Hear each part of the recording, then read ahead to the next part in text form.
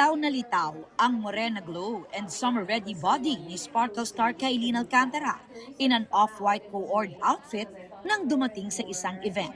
Ang kanyang fit physique resulta ng kanyang pagiging physically active at paghahanda na rin sa kanyang role sa upcoming Kapuso action series na Task Force Firewall.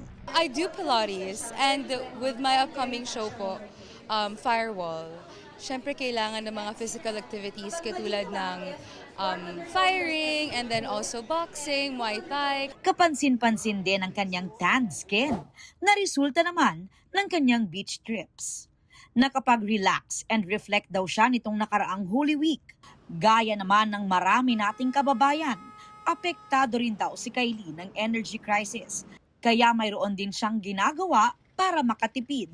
Bawas sa paglabas-labas kasi para hindi masyadong magastos po sa cash. Sa bahay, as much as possible, sarado lahat, na-unplug lahat ng mga kailangan i-unplug, ganyan.